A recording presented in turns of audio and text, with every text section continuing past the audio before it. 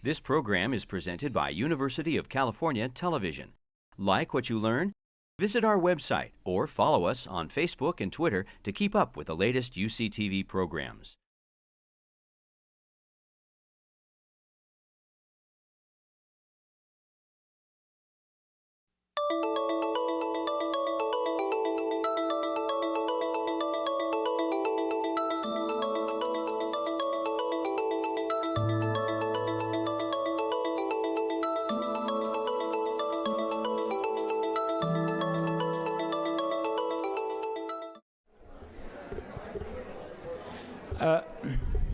Our next speaker is Ryo Hiroshi, and he'll be discussing a topic that has for a long time been mired with controversy, and there have been many attempts to alter it, and we hope to see maybe a new allocation system on the horizon. So his topic is optimizing the match between deceased donors and recipients, and new organ allocation on the horizon. Ryo?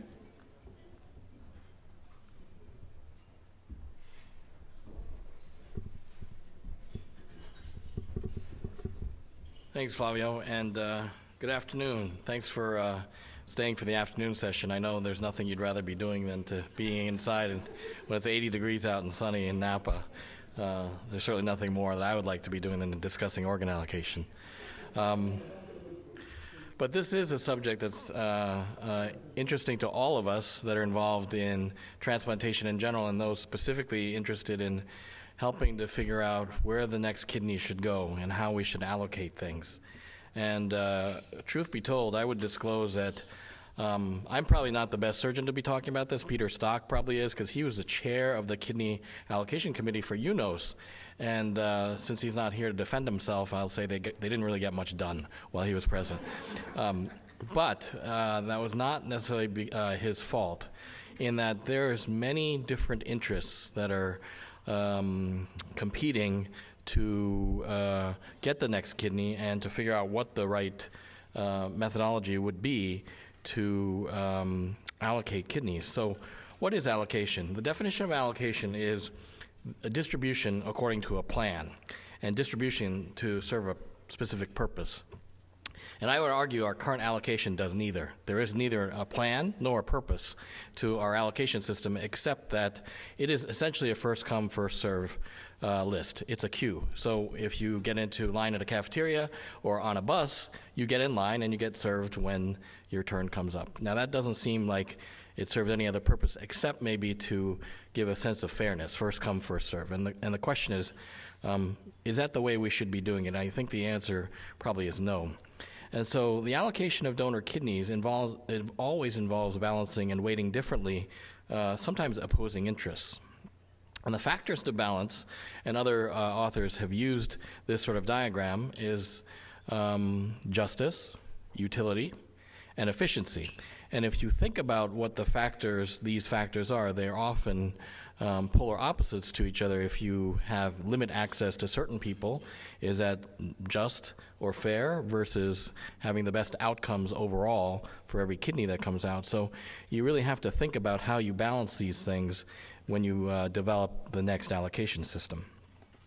So how do other organs get distributed? In general, there's a sickest first policy for several of the other organs that are being allocated for transplant. In heart transplant, the ranking of the patients that come up with the next organ are essentially sickest first in concentric circles, geographic circles. So status 1A patients on mechanical assist devices and VADs are first, and in the ICU on pressors, et cetera, and they go down in terms of how sick they are. In lung transplantation, there's a lung allocation score which factors in two things. One is how sick they are, that is their survival without a transplant, but also they take into account post-transplant survival. So the ratio between the two really allocates the patients who maximally benefit from getting a transplant. Whereas in liver transplant, we don't really look at post-transplant outcomes, but again, a sickest first policy, status 1 patients with acute liver failure that are about to die in 7 days. Then the next patients down the list, chronic liver disease with the highest MELD score. which all of you know that are involved in calculating MELD scores. The bilirubin, INR, and creatinine are involved in calculating the MELD score, and one goes down the list, et cetera. But how are kidneys allocated? Well, the first issue is that everywhere in the country allocates their kidneys a little bit differently. But no matter what system you're talking about, waiting time is probably the most important determinant of where you are on the list. It's based on points, and 1 year of waiting time is 1 point. And HLA matching does garner some points, and patients with that are highly sensitized with a CPRA greater than 80 are awarded 4 points automatically, 4 years. There is a separate category, obviously, called ECD Kidneys that requires patients to be pre-consented. The recipients have to be pre-consented to receive these quote-unquote suboptimal kidneys. But otherwise, it's really a first-come, first-serve sort of system. Now, when we look at justice and fairness, does that mean that we need to provide equal access to all patients to transplant? Or should all candidates have access to all the possible kidneys? All candidates fitting a profile should have equal access. What is equal access?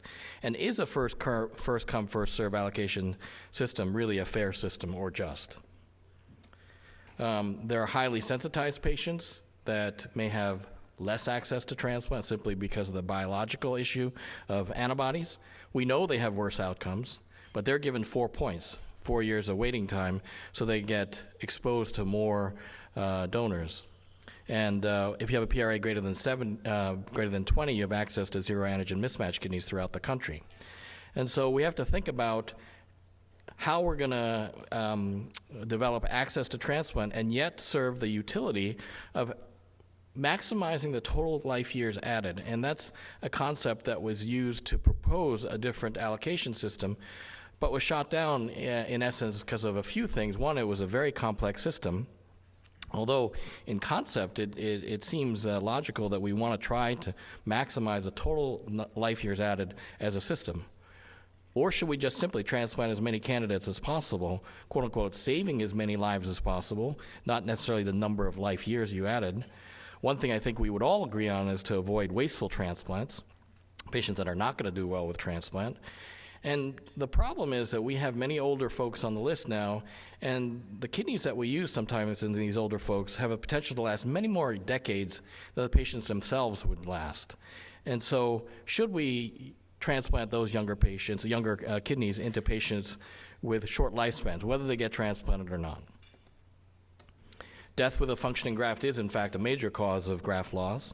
And one way of figuring out whether we're doing the right thing is trying to match the lifespan of the kidneys to the lifespan of the recipients that are actually receiving them. It doesn't make sense, really, to transplant a 70-year-old with an 18-year-old kidney that has many decades of life left after the patient passes away. What about the conflicting interest of efficiency? Again, should we transplant as many patients as possible, as quickly as possible? One of the problems is, patient placing kidneys locally would be very efficient, but really not fair. This is what we do to a certain extent, and it results in geographic disparity, major geographic disparities in waiting times across the country and across our DSAs. Should we concentrate on cost-effective transplants? Our budget is not limitless, and should we think about cost-effectiveness of the allocation system, of the new systems that we think about? Now, what are some of the other problems with our current allocation system? Right now, we have sometimes poor matching of recipient and graft longevity. Again, younger patients needing retransplant if they get not the best transplant kidneys available, and they need retransplants younger. And again, older patients die long before expected longevity of their graft. There is, in fact, geographic disparities. Even in the local area, there are patients in, for example, the Sacramento area or in the Pacific Northwest that have a lower waiting time than patients here in San Francisco or in the Bay Area. There also is a significantly high rate of discards of potentially usable organs that could continue to extend lives. Right now, there's not enough incentive to use every usable kidney, and right now there's only two kinds of kidneys that we think about: SCDs and ECDs, a standard criteria donor, extended criteria donor. There's significant overlap between the SCD and ECD kidney survival, and certainly I'll show later on that some SCDs are certainly a lot worse than some of our ECD kidneys. So this is not a good system in terms of sorting out the good kidneys from the suboptimal kidneys. So the objectives of the Kidney Allocation Committee in terms of revising the allocation system is to improve matching of recipient and graft longevity, to increase efficiency, utility of use of all transplantable kidneys, and to reduce discards, as well as to try to reduce some of the other disparities, including sensitized patients, racial and ethnic minorities, and perhaps some pediatric patients that need access to these transplants as well. To reach this objective, the UNOS Kidney Committee has used a kidney donor profile index, and I'm going to get into what that actually is, but it's based on the risk of graft loss and assigns a percentile to a kidney that reflects how good that kidney is, a particular kidney compared to other donor kidneys. And the plan was, in 80% of cases, was to prioritize kidneys to be around the age of the donor. So in other words, that the kidney donor would be offered to someone within 15 years of recipients of that donor age. This actually proposal was blocked, citing age discrimination, and so the Kidney Committee had to go back again and think about other markers of longevity, such as estimated potential post-transplant survival, which in a good measure is measured by the age, but used other things other than just the age to come up with these 80% of these cases. And the other concept was to assign the best 20% of the kidneys to the best 20% of the candidates. That is, those candidates have had the longest predicted post-transplant survival. This next graph is a graph I think requires a lot of study and looking at, and to make sure that we talk about that we all start on the same page. If you look at the U.S. population in terms of expected lifetimes and compare it to the dialysis patients in red, there's no doubt that transplantation in green adds a number of years, even to our older patients. It's also quite clear that you gain the most number of years by transplanting the younger folks, and that makes sense. Towards the end of that graph, you end up adding at most a year of life with a transplant recipient that's in their 70s or 75 or older. However, it's not just the quantity of life that you add, it's the quality of life, and so we have to think about how we're going to figure out where we're going to put the next kidney to maximize the utility of that kidney and to make sure that that kidney goes into the right recipient. So there's no question that younger patients lose the most years from ESRD. If you look at that graph again, there's the biggest disparity between the normal population and dialysis patients in the younger patients. They also gain the most from transplant. And older patients are much more likely to die on the waiting list unless transplanted early. And the older patients do benefit, but they benefit in fewer number of years added and gain the least from transplantation. So right now, extended criteria donors that are defined as donors either greater than 60 years of age or greater than 50 to 59 with two of the three things, either history of hypertension, CVA as a cause of death, and terminal creatinine greater than 1.5.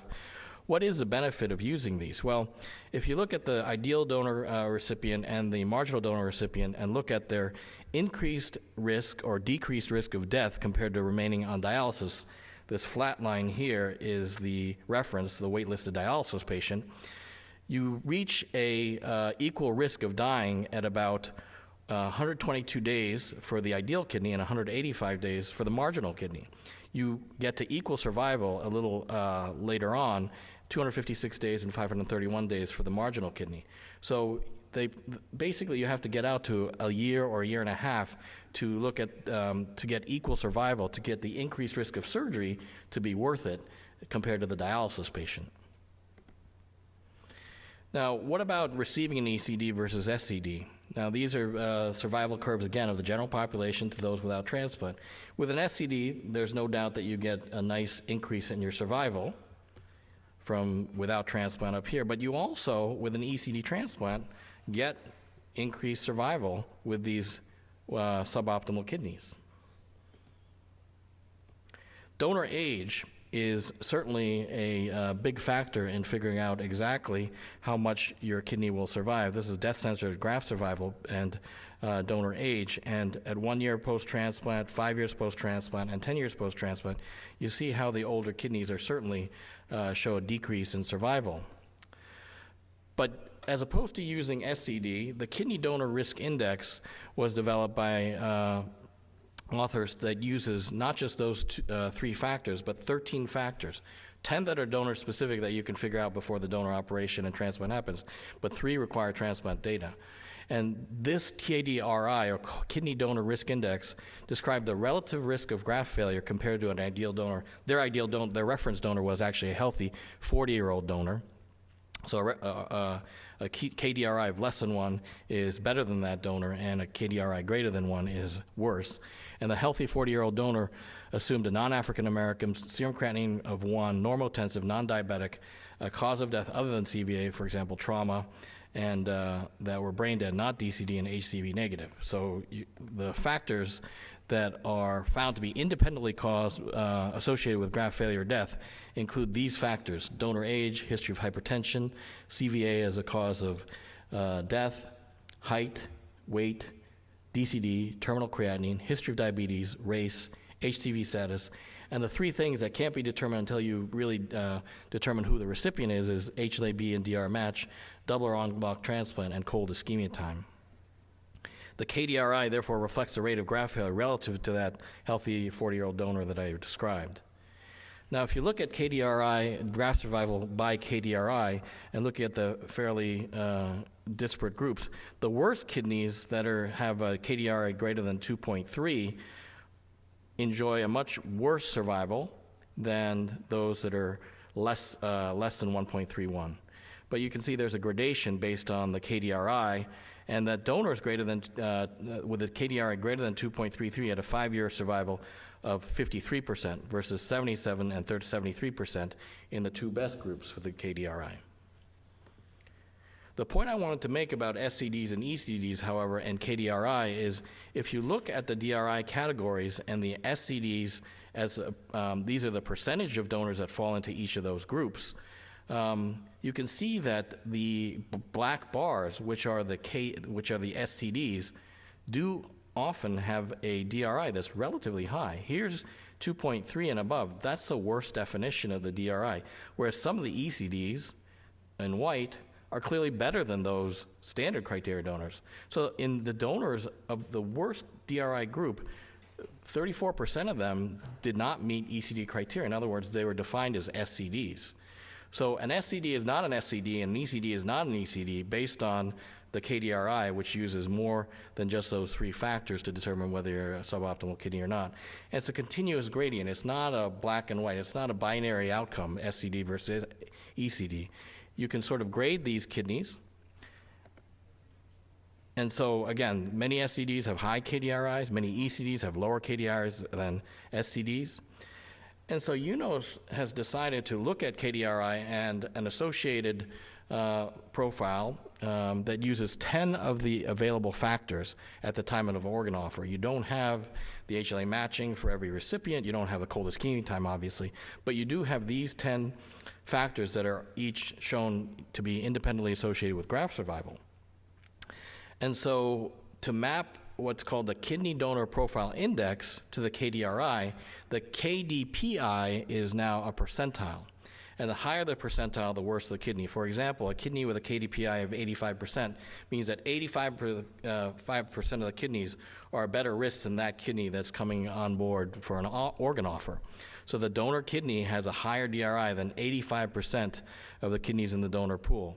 And the KDPI, obviously you don't have a recipient, but assumes that the donor kidney is going to an average recipient.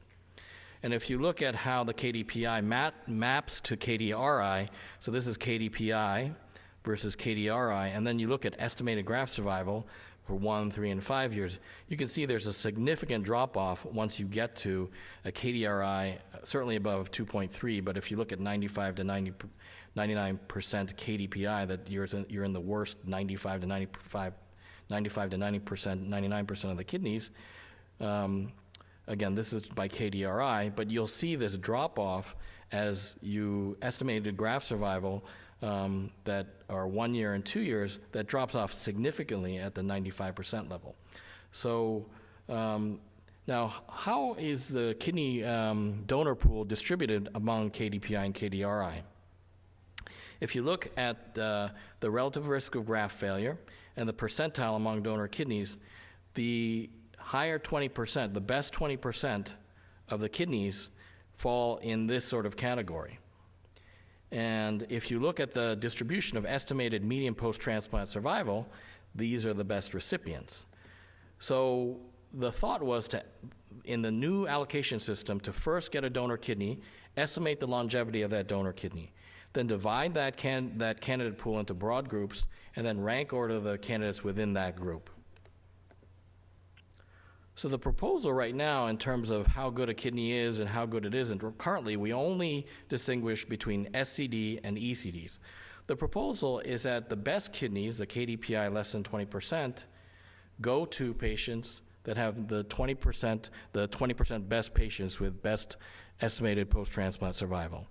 That those kidneys between 20 and 80 to 85% go to a standard group that is sort of the middle group of patients, and those KDPI donor kidneys that are in the 80 to 85% or higher be assigned to patients that we would normally consent for ECD patients. So this would, of course, hopefully distribute the best kidneys, the kidneys to the most appropriate candidates, that the best 20% of kidneys went to the best 20% of candidates in terms of longevity, that the kidneys with KDPIs that are sort of the standard kidney to group B candidates, that is the second best sort of candidates, and the kidneys with KDPIs greater than 85% be patients that are specifically consented for what we would now be considering ECD type kidneys.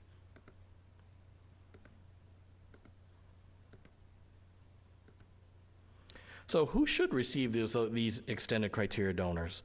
Well, if you look at the wait list and how patients will die on the wait list, if you look at who benefits most from getting an ECD kidney, there's been several studies that looked at identifying the best recipients for these kidneys. Any candidate over the age of 60, or diabetic candidates actually over the age of 40, those with failing vascular access, and any candidate whose expected waiting time exceeds their life expectancy. So if you can shave a number of years off their waiting time, getting this sort of less optimal kidney is better than just staying on the list and potentially dying on the list. Another study looked at whether you should is it better to accept a marginal kidney in exchange for a shorter time on dialysis? And this analysis showed that older and frailer patients benefit from receiving ECD kidney shortly after their diagnosis of ESRD, whereas younger and healthier patients benefit from waiting, that is, waiting for a better kidney. And also, Bob Marion's group looked at mortality after receiving an ECD versus dialysis and then a subsequent standard criteria donor kidney, and that their conclusion was ECD kidneys should be offered primarily to patients that are occurring in OPOs with long waiting times.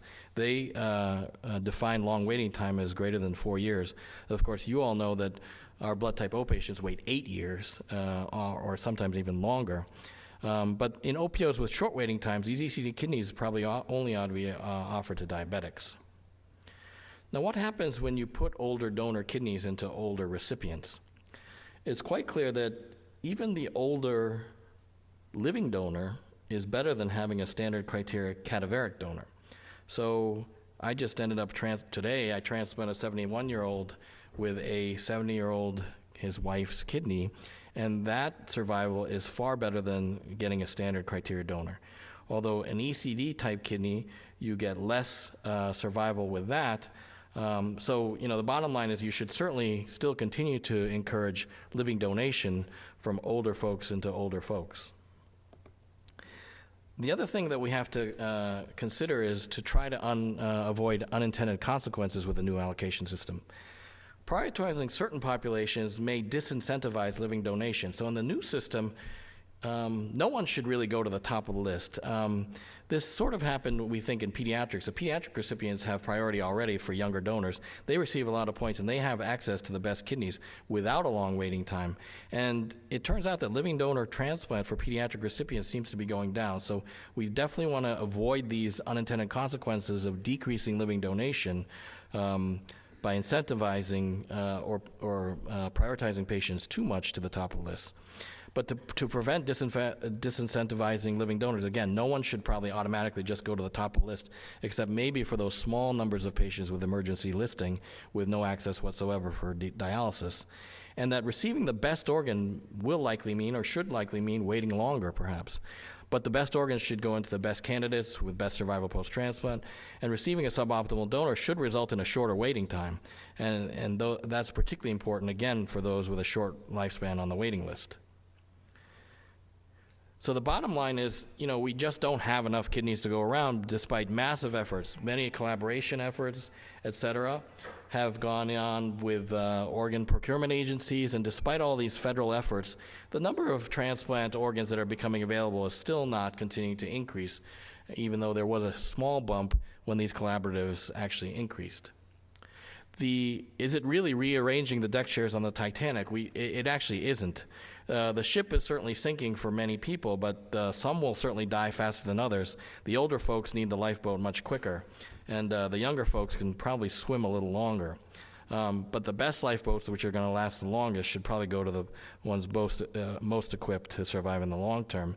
And so instead of using age, because many interest groups really objected to the notion that we're using just age to estimate post-transplant survival, there'll be other factors such as diabetes, length of dialysis, which will unfortunately disadvantage those folks that have had a long dialysis period, and certainly some patients with prior transplants don't have as high an estimated post-transplant survival. The other major disparity that isn't being addressed, unfortunately, by the Kidney Committee at this time is the huge geographic disparity in access to transplant and the difference in wait times throughout the country. That'll require much more sort of politically charged changes in terms of the unit of distribution of these organs to go away from donor service areas and to involve much larger regions. I think that's a sort of more difficult goal for the Kidney Allocation Committee to tackle, but I think is the big elephant in the room that we do need to tackle as a national organization. So I hope that gives you a sense of where the Kidney Committee is going at this point, and I'm happy to take any questions. Thank you.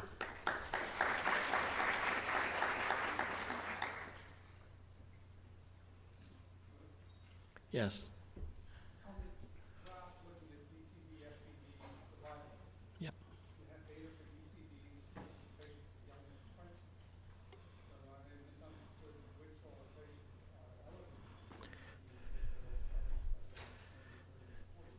That's a very good question. The question is, there's data on 20 and 30-year-olds receiving ECD kidneys.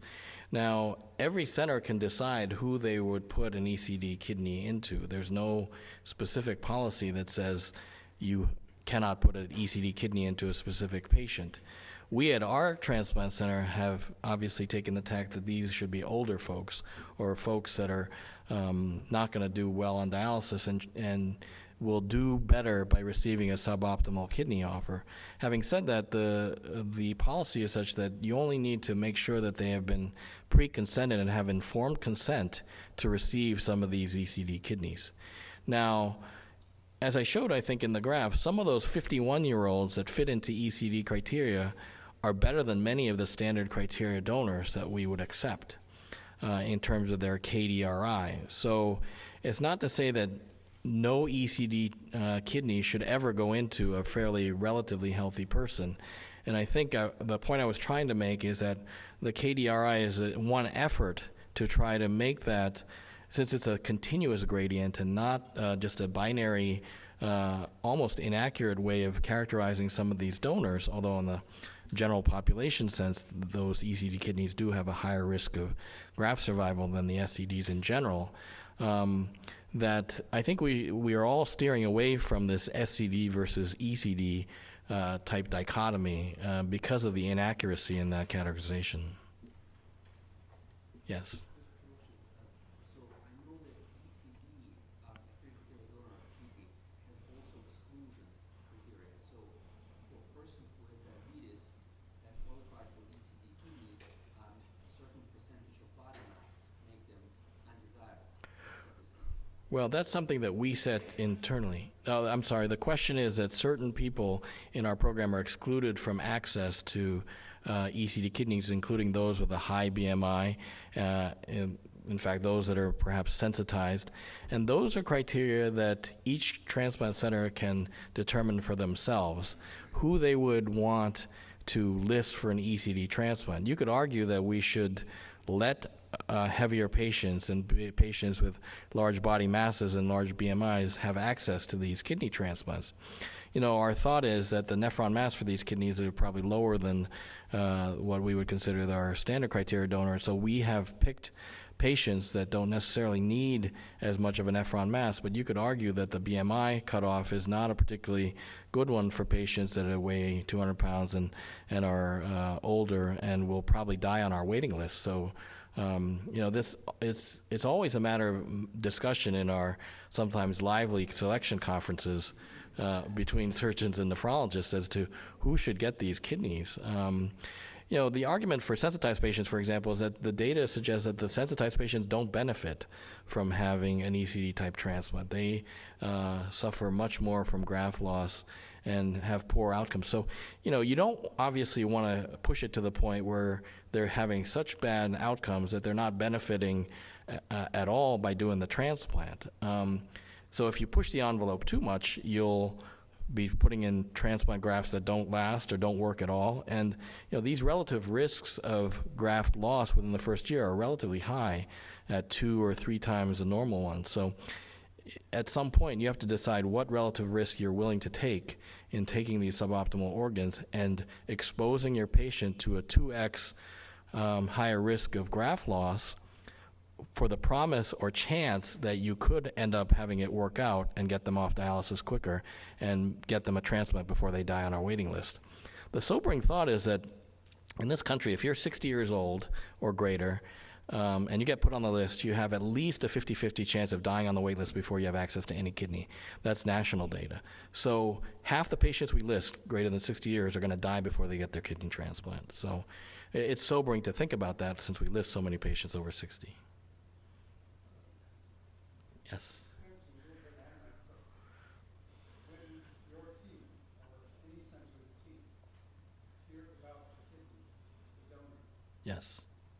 who gets to hear what all the details were about that donor, and how is that matched to the recipient that's going to get it in terms of how well they'll tolerate this ECD kidney, which may have a complication? So that's a very good question. It varies from center to center, and it varies in extremes from the transplant surgeon in our center hears about the donor offer versus in some centers, a transplant nephrologist on call decides who's getting this kidney, and the transplant surgeon just shows up and sews the kidney in. So it does vary from center to center. At UCSF, the transplant surgeon on call hears the donor offer and hears all of the gory details about how the patient died, what their medical history was, what their social history was, what their KDPI is. The KDPI comes up right on the donor unit, so we have a number.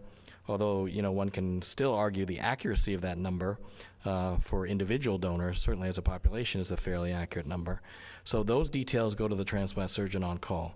We then get an offer for a specific patient, and that patient is whoever's on the top of the list by the number of points that we have. In this day and age, it's still driven largely by waiting time, and in our OPO, it's almost all by waiting time. So we get the offer, we get a specific donor, specific recipient, and then we go over the details with the transplant coordinator, deciding whether this kidney is an appropriate one for the first recipient on the list. Just out of curiosity, if I get an 18-year-old kidney offer that comes to my cell phone and the first patient up is a 72-year-old recipient that's waited 8 years with coronary disease, how many in this room say I should take that kidney for that patient? 18-year-old kidney going into a 72-year-old coronary disease. So would anyone accept that? So the problem is, I think I have to accept it. I mean, what would be my reason to turn that kidney down for that? The problem is that we have an agreement with that patient to serve that. So I think the allocation system has to change, so I shouldn't be able to take that kidney. And the problem is that just because I know that there's a 25-year-old on the list right behind that patient that I could accept it for, If it's at my transplant center, I would think about turning it down for the 72-year-old, but actually, I'm not so sure that's the ethical thing to do. It may be the ethical thing to do for the entire list, but I'm also representing that individual patient. Now, if I get a 70-year-old kidney for an 18-year-old donor, 18-year-old recipient, I'd turn it down, of course, right away. But that kid, or a 53-year-old, or even not someone that meets specifically ECD criteria for that 18-year-old, I'm going to wait for that 18-year-old to get a better kidney for that 18-year-old. But so I think this is part of the reason why the allocation system needs to change. Yeah. Yeah.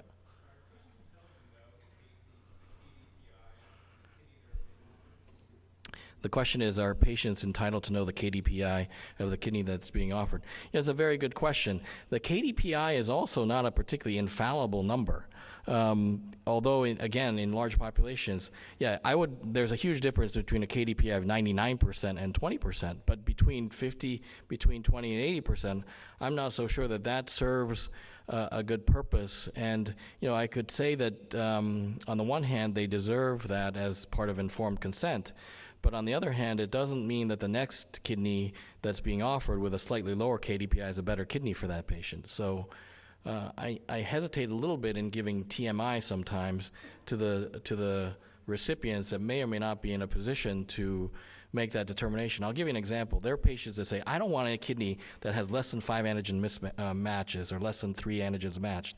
So they wait around for that kidney. They end up getting a 51-year-old kidney where they turn down a lot of 30-year-old kidneys. So, sometimes it doesn't make sense to have that information given if they don't know what to do with that. Yeah, for the worst ECD patients, yes, we are allowed to put in 2 kidneys. They often get offered singles first, and if no center is interested in using singles, the question was whether we're still allowed to take 2 kidneys. But we are, in certain type of ECD kidneys, the worst ECD kidneys that we have. How soon can you generate all this data from the time you get a kidney from the time you call the donor? So we get the organ offer, and if we have questions about the organ donor, we can log into DonorNet and get whatever information we have. But at that moment, you have about an hour to figure out whether you're going to accept it or not for that particular recipient. Otherwise, it goes to the next recipient. Yeah.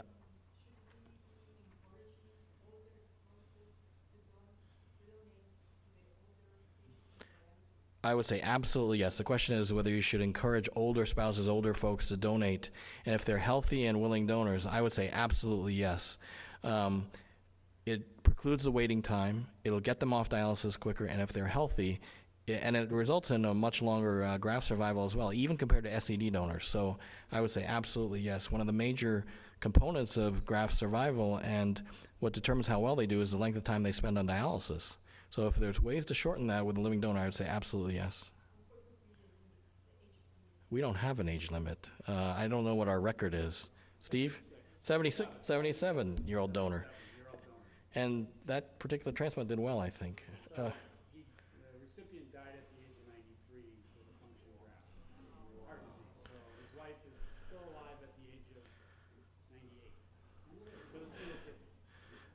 So that's only one case, but there's many sort of 70-year-old couples that have donated one spouse to the other, usually the wife to the husband. But Sign your donor card. She said if she dies, she wants her kidney replaced.